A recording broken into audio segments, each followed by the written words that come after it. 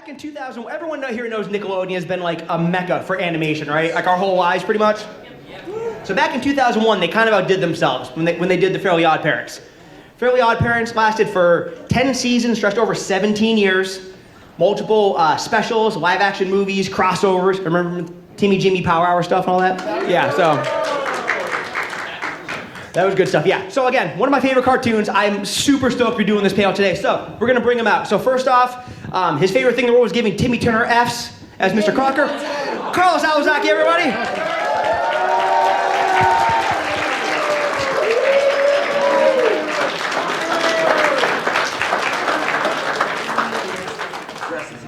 That was good. So next up, so not only is she Timmy Turner's fairy godmother, she does the voice of his real life mother too. So Suzanne Blakeslee, everybody.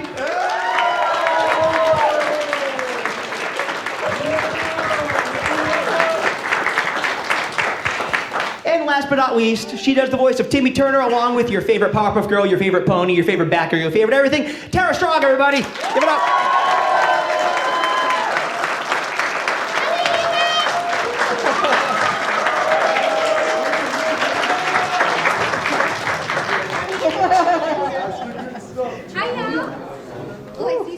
Wanda cosplay. Some fairies. And there's Cosmo and Wanda and Timmy. Yay! So cute. Hi, everybody. Hello. Hi! Who invited Crocker? Timmy. This is why voice panels are the best. So, thank you so much, you three, for doing this. This is great. So, easy question. So do you guys, can you believe that? I mean, obviously as a voice actor, you guys do a ton of stuff. You guys both have, all three of you have hundreds and hundreds of credits between animation, video games, etc. But something like this, does it ever get weird that 20-something years later, we're still talking about this cartoon and how much it's still beloved and how it still goes strong? I don't think it's weird. Do you guys think it's weird? No, I think it's a wonderful phenomenon. Yeah, absolutely. Yeah, and I think when we were doing it, we knew it was special and that it would have longevity. And I think the nicest thing for us is to come and meet y'all and say, Fairly Oddparents was the show that got me through this, or the time that I sat with my family, and you guys are my childhood. That's the surprise, that we affected people on such a beautiful level. So thank you for showing up. That's the surprise. Yeah, really. absolutely. And Crocker helped me to sleep. Crocker. You didn't help anyone, Crocker. So it really was, except for you guys came out, Nickelodeon has all these cartoons, stacks upon stacks of them, and Fairly Oddparents does still kind of sit above the pile as probably one of the best Nickelodeon cartoons ever. So it's It's the energy because Tara and Darren and Suzanne and Bowser and Bennett, all our guests, Kevin Michael Richardson, you had to keep up with these people to be. So that's what made the show. So, and Butch was a tough love cattle driver. You're no, do it again, not funny. A famous time, Carlos is so talented. This guy's insanely talented. And he has a million voices, and there'd always be extra characters, and this cast was stacked with people that could do multiple voices, and so sometimes Butch would say to Carlos, do this voice, and he would do it. And then Butch would go, no! And we'd go, no! We'd always jump on each other. But yeah, we definitely lifted each other up, and I always describe and I missed the live recordings, but it was very symphonic. I mean, Timmy going off in her private Timmy booth, and Darren and Suzanne just going back and forth. And you meowing the whole time? Yes. And me going, mother! Yeah, if there was a moment of quiet, there would be a meow from Carlos. So Carlos, was it weird going because before Fairly Oddparents, you were already kind of Nickelodeon royalty with Rocco. So was it kind of do I ever want to sign for another series where I already kind of have one character on the network, or That's was it? what Carlos said. He's like, do I really want to be on another series? Yeah, I'm busy. Oh. Busy doing my paper routes. I started with Rocco and Rocco's Modern Life, and then did Cat Dog, Winslow. And I don't know how, I think I was introduced to Fairly Oddparents by coming in to play Billy Crystal Ball. And that was I now do all the sound like stuff for Mike Wazowski. But that was and it was really bad. It was hey, Billy Crystal Ball! And then Can you do the song? You guys want the song, right? I don't know what the song, From Monsters, Inc. Oh, put that joke back where it came from. So help me, and cut! Yeah! my one eye! But then Butch had thought of this character for another concept, a school teacher, and we collaborated on the voice, and it was a mixture, I've always said this online, of I steal from the best, Harry Shearer's Montgomery Burns, Richard Dreyfuss, and Say It Again! Gene Wilder, all mixed together, and so it's a Timmy Turner fairies! And then I sort of got myself born into the cartoon when they were already rolling. And like I said, I'm like, oh my God. It was totally different than the Rocco process. Because Joe would take his time, he was methodical. Butch was like, we gotta get it, let's go, go, go. Yeah. So, like also, I said, loved you as your own mom. Yes, be the bad Julia child. Denzel, come and help mommy in the kitchen. Do it yourself, your bed. So yeah, it was very fun to go from a totally different pace to join these brilliant, symphonically talented people and try to keep up. It was a good pace. It's not that common where there'd be like, we would do 2 pages side by side, and it would be 1 take, 2 take, next page. And we would just play off each other, and I think that helped keep the comedy fresh, because a lot of times, sometimes directors will beat things up over and over, and then suddenly it's like nothing to do with the actor, right? Like, do you want my organic read or not? Sometimes it's so diluted, and we did keep the pacing up so much that it was, I think it maintained the funny. And Darren we would be in symbiosis, and on the second takes, a lot of times he would say, Suzanne, after line 23, just give me some space. And he would come up with the most brilliant ad-libs of all of these people. It was really amazing. But those 3 drove the show. It was always Tara and Darren and Suzanne. Without those 3 really driving the show and setting that core, the rest of it doesn't work. So we just rode their coattails. Thanks, Carlos. Thank you. He's lying. He was just as much a part of it. I'm not saying we're not brilliant. I'm saying you were just as. I'm saying you were just as. I'm brilliant in my mind. I'm like nutmeg. Add nutmeg. Meow. Sorry.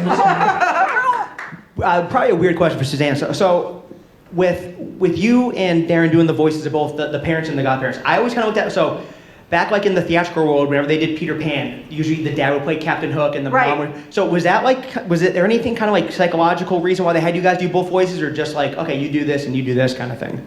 It was actually just, that was Butch's plan all along, just to have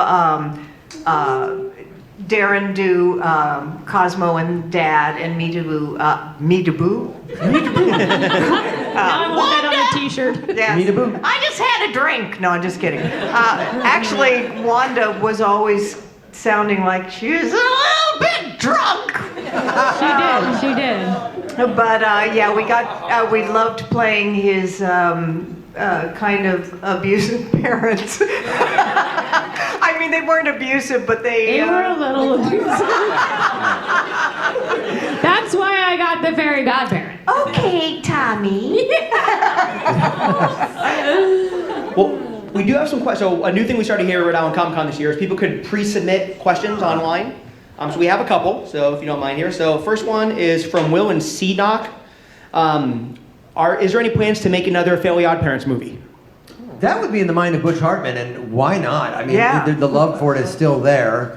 And obviously we would all hop on board, but not that I've heard of, but one never knows. Okay. And the other question is from Daryl from Stamford, Connecticut. So obviously in the show, Cosmo wanted to transform into all kinds of things. They turned Timmy into stuff. If any of you could be turned into one animal, what animal would that be? I know. I'm the Falcon! There you go. I'm a groundhog! I don't know. Of all the animals, like they could fly or swim, you want to be groundhog? Yeah, because they come out once a year and they name them, and winter ends or it stops. 6 more months of fairies! Exactly. I just want to be an alicorn. All you guys obviously do a ton of voices, whether it's Raven, Batgirl, Maleficent, Rocco, all this other stuff you guys do. what's, as far as like when people ask you to do voices at conventions, things like that, where does the Fairly Oddparents voices rank? Are they towards the top or? Pretty high. Top. Yeah. Yeah, really top. high, really high. That's awesome. Yeah. I want to say hi to all my fairies and Randy out there. Good to see you guys again. My pals. Yeah, Crocker's is up there, and there's two for you. We all have to save our voice. Yeah. But a full-out Crocker, which you'll get once, is very good birds. Obviously, I can't do that, so I put it up here and just go very good parents, and I cheated. But Yeah. Crocker is like number one. Have you seen all the funny TikToks of people like doing all the crazy? Yeah. That was always like his best quality, like with the freeze frames and stuff. That's just, the show was just so ridiculous. It was awesome. So awesome. Okay, so there's a bunch of you guys out there. Most of you guys dressed up in costumes. Someone has to have some questions. Who's got one? Come on up, sir. Of course, Timmy Turner's got to have a question for There you go. Yeah. Fire away. Hey. So this is actually for all of you. Two separate things. One, my favorite episode has to be The Big Superhero Wish. I would like to know what your guys' favorite episode was. And the other thing is, what was your favorite part about working on the show?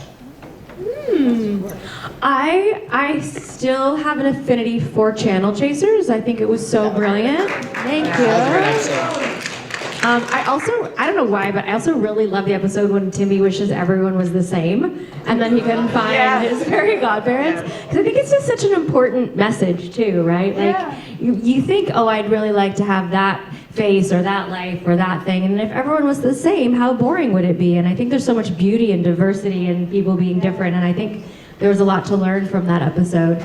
And wait, what was the other question? There was two parts to So that. the second part was, what was your favorite part about being on the show itself? For sure, being with these people, they are like salt of the earth, like gold, just beautiful. Like it was such a treat to come to work, right? Like every Yes, time we got absolutely. to pick up, we were excited because we would just be hanging with our friends. Yeah. And we went through so much life together. I think maybe I was You pregnant. you used to breastfeed. Yeah. Pumping milk before your. Like I think. Yeah, we did. We went through so much life together, and just being with these people and the rest of the cast was for sure the best part of that show. Wonderful. Yeah. I have a great affinity for the episode where Darren and I sing "Floating with You." You know. I know you think I'm naggy. I know you're naggy too. I'd rather be floating with you. And it was. And we didn't get a lot of sweet moments. That's because you were cheating with Wandissimo. No, it's not true. I never touched her, only with my mind. But that's a second favorite. I think it was Wanda's Day Off, where Timmy and Cosmo destroy the world, and Wandissimo has the last line about beneath my roach-crusted heart, something like that. I don't remember. Because the roaches take over the world. Oh yeah. Beneath my roach-crusted heart.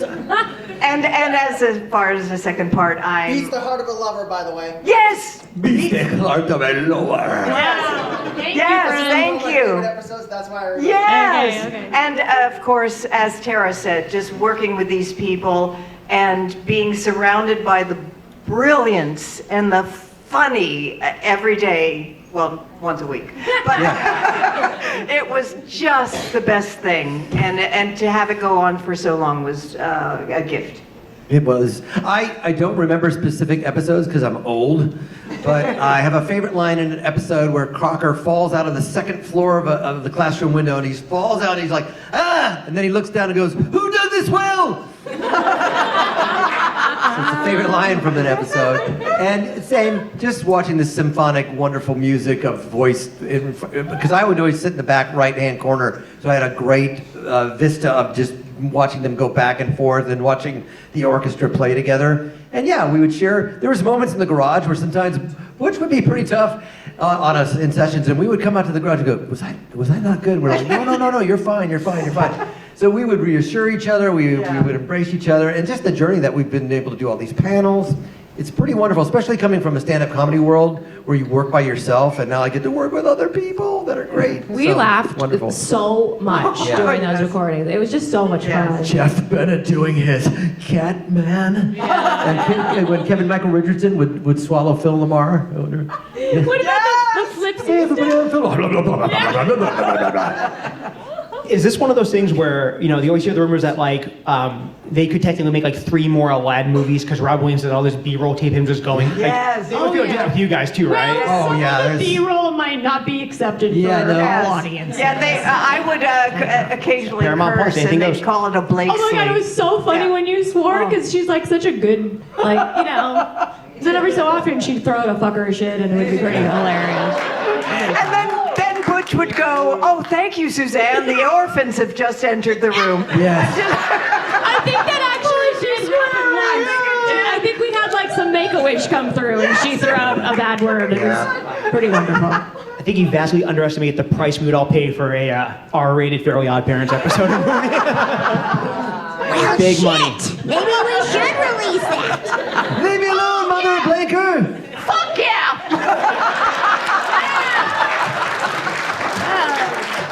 Yeah. Hey, neighbor, fuck off. And now life is complete. Sorry. I need nothing else Just now. rubber boobs. We can do the whole thing. It's the best. Who else has one? The man with the proton pack. Come on down. Maybe question people should line up so that we don't, Yeah, we can do it too. Anyone else who has a question? Yeah, go ahead and hop in line. Getting queued. Hey! don't want to miss anybody. They're queuing up. If you want to catch fairies, that's how you do it. That's how you do it. Fairy Busters. I like the It's crossover. just dead fairies. Cosmo and Wanda painted proton pack actually could work. The color scheme could work. Go ahead, sir. So, either my voice is changing or I have a lisp. Alright, so, I don't know, you guys probably might remember this. Timmy and Crocker actually found out they shared Cosmo and Wanda when they were both children. So what was your reaction reading that in the script and finding that revelation? Was that little Kevin Crocker or something when he was, or was it? I think it was. I thought it was pretty genius. Like 2 opposite ends of the world sharing the same lineage. I thought it was brilliant. Yeah. Yeah. We're like-minded, me and Timmy. I'm just like you. Everybody loves me. And then Cosmo ruined your life. Yes. Yes, exactly. Yeah. Thank you very much. That's a good question. Thank you. Good question. Thank you, sir.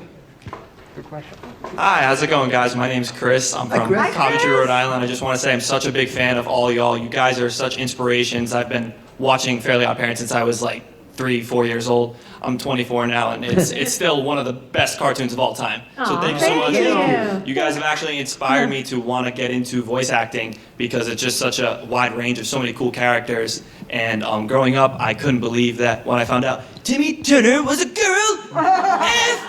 Couldn't believe it. It was the craziest thing. Thank you. He does it too well. He must be destroyed. I had to come to Rhode Island Comic Con when I found out 3 of it. Oh, look at it twitch. Wow. I don't like this. It's making me nervous. No, I can't take any more naps. I'll have to go see your mother. But basically, I want to say is the voice of Mark Chang. What would you say would be the best thing about Rhode Island so far, man? Well, that's Rob Paulson. Yeah. And he'd be like, I like all the seafood, yo, because it's like I'm eating my own kind. It was so random that he chose that voice for an alien. That was so brilliant because he just walked in the room apparently and just made that choice out of everything. And of course, it was hysterically Genius, yeah. I got to meet Rob last year, and I was like praying that you guys would all show up. And I seen you, Tara, briefly from afar. So hopefully later on, I got to come and grab your autograph. But Yeah, for sure. We'll be what do down you- signing after, right? what do you guys- go down? Yeah. Have you all been to Rhode Island before? And like, what do you think of it?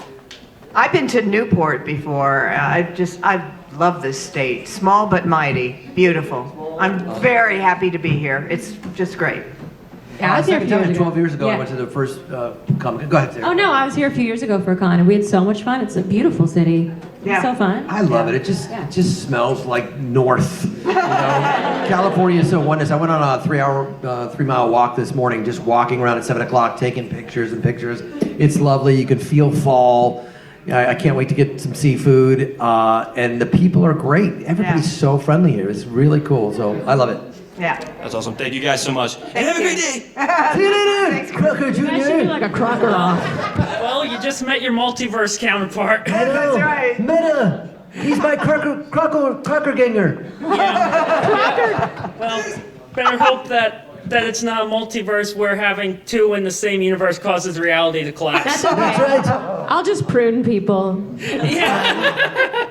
Okay, my name's Joe T, and I actually met Tara when she was at RI Comic-Con a few years ago. Hey. And so but this is my first time meeting you two. Thank you. Hi. And so my question to you is, were there any times on the series that you all like recorded as an ensemble, like, you know, like an old-fashioned radio show? We always recorded together. We did, yeah. I don't think there was a time because we stopped recording before COVID. So Yeah. We had, 6 or 7 or 8 sometimes. Yeah. Yeah, we were always together. Absolutely. At most, maybe there might be 2 or 3 people missing because they're filming something else, but like 5 people was the least amount of people in that booth. Yeah. It's very fun. It was a fun room. Well, that is the best, in my opinion, that's how you get like the best performance as an We agree. ensemble. Exactly. That's what I thought is lost by doing everything by Zoom or whatever. That's really tough. And of course, when Darren and I had to do something over Zoom, we couldn't do anything together, which we always did, and because of the lapse in the Zoom. So it takes a lot out of it not being For sure. We had so much fun. And also, you know, so much of acting is listening. So if, you know, Suzanne said, we gotta go, or whatever, you know, Darren would go, okay. Or like they would respond to how each other was doing it. And also the thing that we miss in the room, aside from the camaraderie and playing off each other, is we would usually tack on an ADR session to the end of the recording, which is where the animation has been done. Everything you see has had you know, another session where they're fixing something because it was animated too big or too small, or they're adding a line. And Darren and I would have serious competitions for like who could get the line one take. right They were first. brilliant. Yeah, sometimes we'd do it without even watching the preview. I'm like, I'm gonna nail this They line. were pretty, Yeah, I know. Meanwhile, Carlos, good take. Try matching the picture this time. One take, Tara. Yes, I was definitely one take Tara. They were great. Well, that's a nickname that you should probably hear more often. Yeah. Thank you. That's a great question. Good question.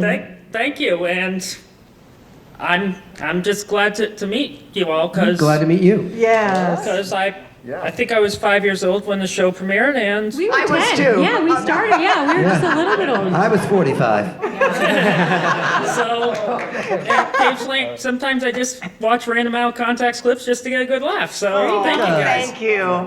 Thank you very much. Thanks so much. Yay. Good question, man. Thank you. My name is Nick, and first of all, I just want to say I wish my mom was here. She's a Bubbles fangirl. Oh, where is she? And my question is based off of something I found on Instagram. Other cartoon kids, out of all the other cartoon kids, who would destroy Vicky? Out of all the other cartoon kids, who would destroy Vicky? Cartoon Who would you kids. want to destroy, Vicky? Yeah. Oh man. I picked the Powerpuff Girls. There you Yes. go. All right. You know what? I think. Definitely not the prettiest girl at the party. I think Clam from Laszlo would. Sorry, I bumped into you and destroyed you.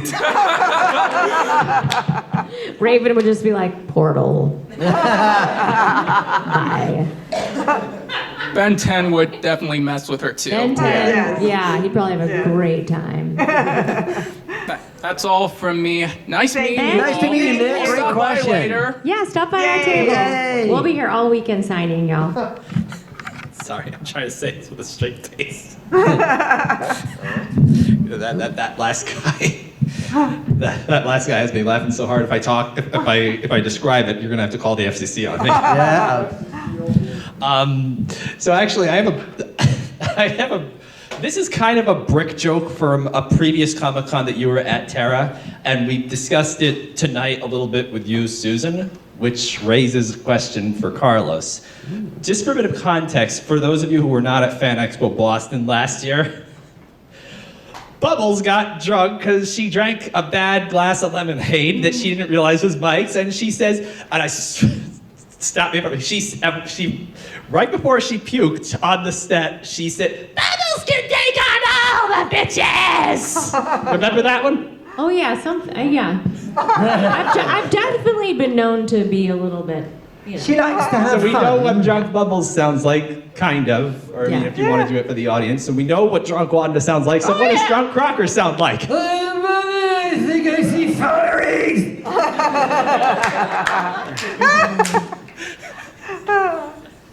Thank you. Thank you. Thank you, man. Oh, there you go. Hi. So my name's Caitlin. I've been watching you guys for forever. Personally, like My Little Pony was the show I grew up on. So I just had a question for all of you though. If there was any modern day cartoon character that came out like past 5 years that you would want to voice, who would it be? Oh. SpongeBob's too easy of a choice, and there's nobody that can do it besides Tom Kenny. Yeah. Oh my gosh. I'm too old to know any of it. A confession to make. My daughter was into Demon Slayer, and I love Tanjiro. And since everybody, water breathing, first form. Oh no, getting too close. I would love to be Tanjiro. Yeah. I don't know. Yeah, It doesn't have to be modern. Just like any cartoon character you probably didn't get the cut for. I mean, Tara already voices them all, so. Carlos didn't get it because I booked it. Yeah. Exactly. What about like if they brought something back, like on Netflix they brought back Master of the Universe and they had all the modern voice actors doing all the Master of the Universe characters. What if they brought something back from 70s or 80s, like a character maybe you knew from back in the day that you want to voice and they redid it? And like if I was good enough to do Yogi, Mr. Razor, sir. Mr. Spacely, George Jetson. I do love think the James Jetsons, Arnold Taylors yeah. of the world would beat me for it, but Something like that, a George Jetson. lap, lap, lap, lap.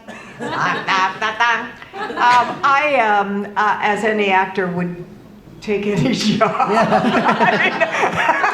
I guess I'm not doing Crockett anymore.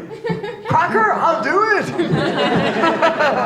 You know, I've got to play so many of those for myself. Like it was I did a special or something. I can't remember exactly what it was, but I got to be Pebbles, and of course I grew up watching Flintstones. That was fun, and I was also a really big fan of the Wonder Twins, and I got to play Jana on Teen Titans Go, so that was really fun. Yeah. We're so lucky. We get to play so many amazing parts, and we're so grateful. And like Suzanne said, that we're not going to say no. Yeah. Cool. Thank you. Union Spoonion. Thank you so much. Hi guys. Hi. It's great seeing you again, Tara and Carlos, and it's great meeting you for the first time, Thank you. Suzanne. So I got like two quickish questions. One is, Carlos, did you get to work with Norm Macdonald on the Fairly Oddparents? I did not. I don't know if that was a session with everybody and I wasn't there, but I did not get a chance. No, we rarely saw the He might have been in guest New York stars. at the time, so, and Yeah. they might have recorded it from New York. So no, did not get to meet him in person. And I guess another question is, do you have any favorite outtakes you can share that you haven't already? A particular episode or line?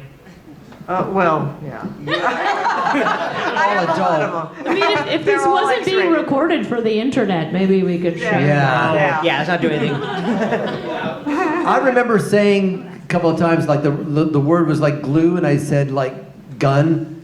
Mother, bring me the gun.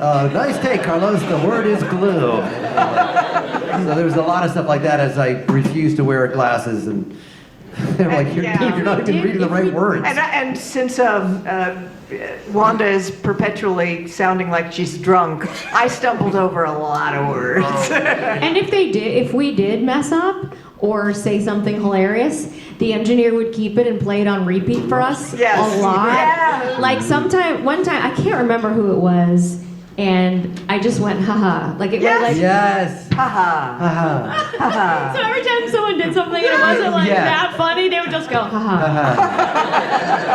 Brutal.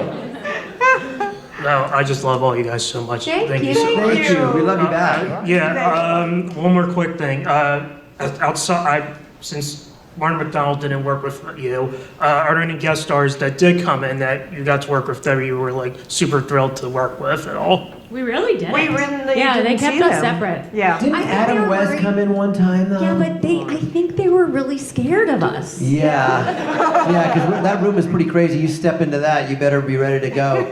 But even the guest actors that are our friends, like Jeff Bennett and Kevin Michael Richardson Yeah, and we were Eric there for like the Bauza, legacy voice actors. Kari Walgren. For sure. It was a joy to work with them. Yeah. Yeah. Eric was crazy. Yeah, Yes. he's amazing. He's amazing. Doing yeah. a Seth Rogen in the back. Thank you guys so much for coming. I'll be Thank sure you. to catch you at your tables this Thank weekend. you. Thank you. Haha. You guys really did have did have like a murderer's row of guest spots on that Yeah, show. we really did. Phil Yeah. Lamar. It would have been Insanity. fun. I don't know why. We DiMaggio. never did work know. with, like, if an on-camera person or Chris Kirkpatrick, we never did Yeah. Yeah. sessions. Jay with Leno, them. the Crimson Chin. Yeah. I don't know. Always separate. Like your shirt.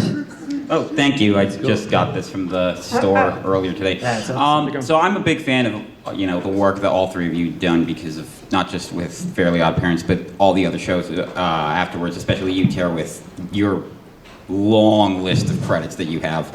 But you guys also have been voicing multiple characters in the same show. So I have to wonder what goes into the process of deciding, we have this other role lined up in the same show. Do you want to take that? Like, is that a decision you guys make, or is that like something from the casting director that does that? The voice director. Voice director and Butch, yeah. They're pretty well equipped to know what is in our bag of tricks, so they usually say, Tara does a good baby cry, or Carlos does a hilarious this, or Suzanne's an awesome singer. So they'll give people things that sort of fit our skill sets a lot of the time. And even with that, sometimes they'll mix it up and try different things, and you gotta kind of be brave in the studio and sort of audition in front of each other. Yeah. Yes. Sometimes people change roles right in front of each other. Suzanne's- Sometimes directors go, no.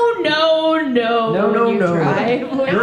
Do you remember your gender neutral character? The kind of Pat character. Just like this, gender neutral. talk like this. Yeah. It's really actually one of the most fun things about doing voiceovers, because you think you know what everybody can do, and pretty much every day we're blown away by what our cohorts can do. Yes. Wow, where did that voice come from? I didn't know you could do that. Or pull out Carlos does a lot of impressions, and it's kind of like a very special, extraordinary part of the entertainment business to witness.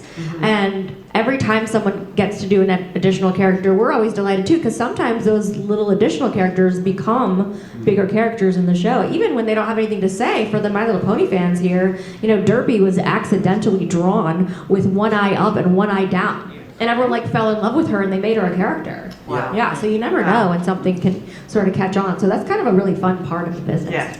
Well, glad to hear the answer, and thank you for providing so much joy to all of our childhoods. You're welcome. Thank you. Thank you for your questions. Thank you.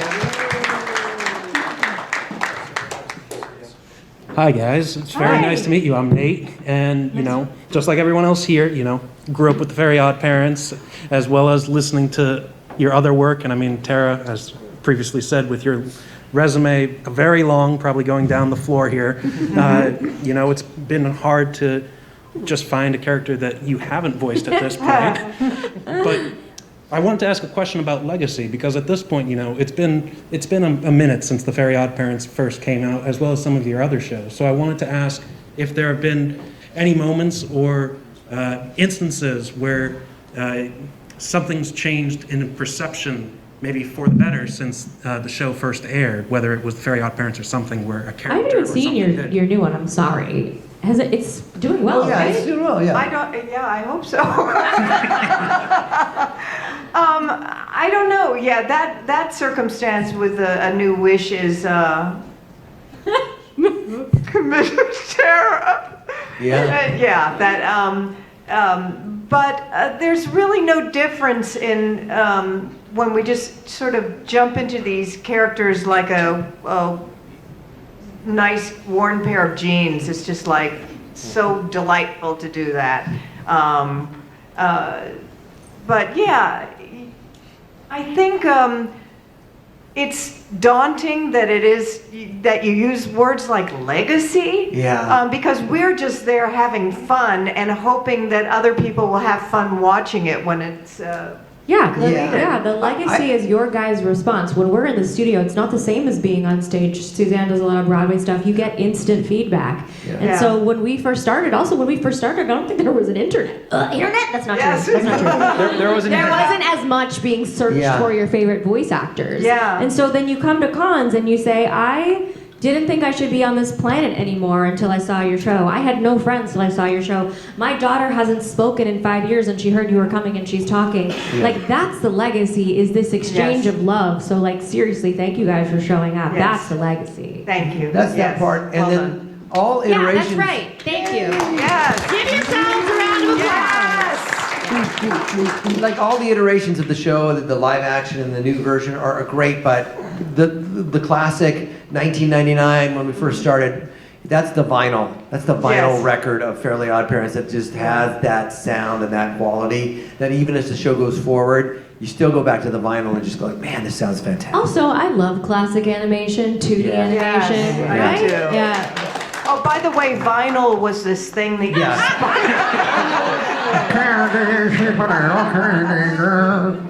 Actually, I think vinyl's selling more now than it has in the last. I know, It's insane. it's amazing. It's insane. Yeah. That's true. Thank you. Thank you. Oh, the man at the shirt. Hello. Hi. I remember you, Tara, from 2022. First off, I'd like to say, I apologize for the bronies joke. I think I remember making that the last time I saw you. That was my fault. But I'd like to say, what do you think of A New Wish? Like, are you sad that you're not on the show, or like, are you happy about? Like, have you seen it? You know what? I actually found out when we were on a panel. I can't remember where we were, but it was all of us on a Fairly Oddparents panel, and someone said, "Is there going to be more?" And I'm like, "I wish there was more." And Butch was like, "There is, but you're not in it." I was like, "Oh." But honestly, like Darren and I didn't know about it. They were just like, well, before that there was this live action thing, and we read about it, and I remember talking to him saying, gee, I wonder who they're getting for Cosmo and Wanda. Good luck, that's great. And then they contacted us, and we were like, okay, as usual, a job, okay. Yeah, I mean, it's been in the works for a few years, and when I found out why, I was like, beautiful, like diversity matters, and I think it's so important for people of all color, people from whoever you worship, whoever you love, wherever you're from, to see yourself represented. And I think animation has always been ahead of the diversity game. You know, Rugrats was the first family to put a black family, a Jewish family.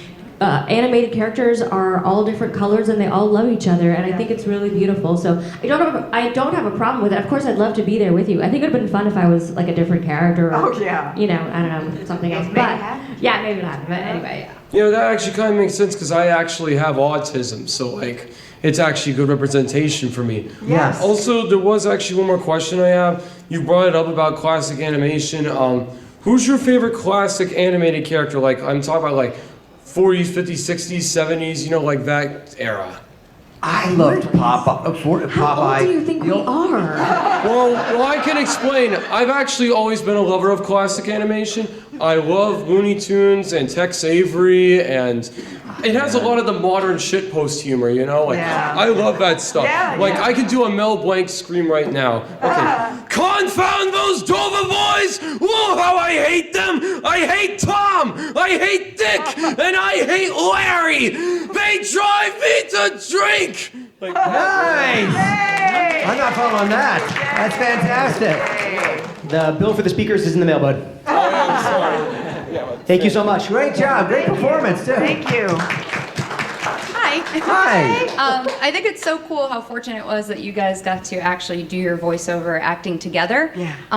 Super important, like, you know, acting, reacting, all that stuff.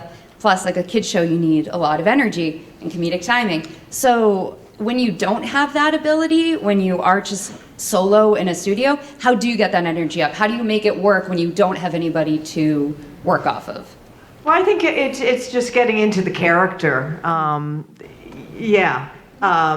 Each character, because we're not just voice people. We are actors, and I think when you just jump into that character, and animation requires you to literally jump into characters.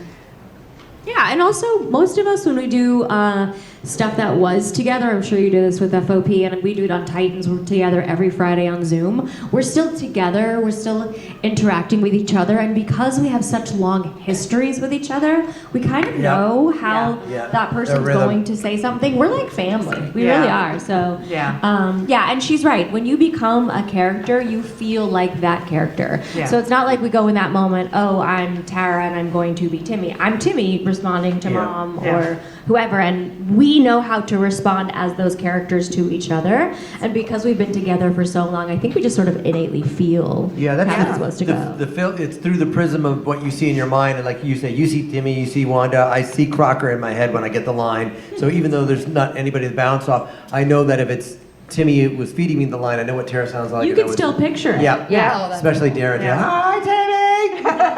Hey, neighbor! Dingleberg. Thank you guys so much. Thanks for being here. We appreciate it. Thank you. Hello. Hello. I actually have I love you all, but I have a question for Carlos. So, you worked on Phineas and Ferb, and you were Bobby Fabulous. Fabulous. Talk to the hand. Did you get to meet Bowling for Soup? Did you like record together, or were you just like on your own? I did. I known Swampy Marsh and Dan Popenmeyer since the Rocco days. They were there at the beginning, so I knew them, and I did get to do that song recording. I don't remember. I know it's a rap. It's fabulous. But Swampy was directing me on that one. Okay. So, did you get to meet the lead singer then of Bowling for Soup too? Oh, I don't think I did. No, it was modulated. It was all by myself. Okay. Who is the lead singer for that band? I don't know his name. It's like Danny something, or maybe it's or Danny was his name in Love Handle. But anyway, I was just curious. Handle. Yeah. Anyway, thank you. Thank you. That's a great question. I'm now going to learn more. No, we're out of time, unfortunately. So, anyway, we can do one more quick. Anyone got a quick one? Quick one. Go ahead. How did you wind up being cast as an Australian wallaby? That is an interesting question. Okay, let's go back. We've all had orange. 30 years. I know, 30 years. Sorry. 30 years. So I show up at this audition, and with George Maestri, Nick Jennings, and Joe Murray in a house in San Francisco in the basement. Not as creepy as it sounds. Line of people, no agent, and I get there and they said, we don't want Australian. So I did Bruno Kirby. Hey, I'm a wallaby. How you doing? Woody Allen. I've got a pouch of a marsupial. And it just wasn't working, and I picked up a vacuum manual, and to me, he just had this long snout with a jolly teeth, and I just go, be careful when you're cleaning the unit to make sure that it's unplugged. And they went, that sounds kind of good. And I just got lucky with that choice based on a visual, which is sometimes if we're fortunate enough, we'll get the visual for a character. And so they liked it, and I remember recording the pilot. And the whole first season, it worked out because I was so new and scared. It was as if Rocco himself, who was moving to a new world away from Australia, was trying to fit into this city. So it was very meta. And the story is, Tom Kennedy and I had done stand-up, and we think, okay, we got this voiceover job. And we get there the first day, there's all these suits, watching us.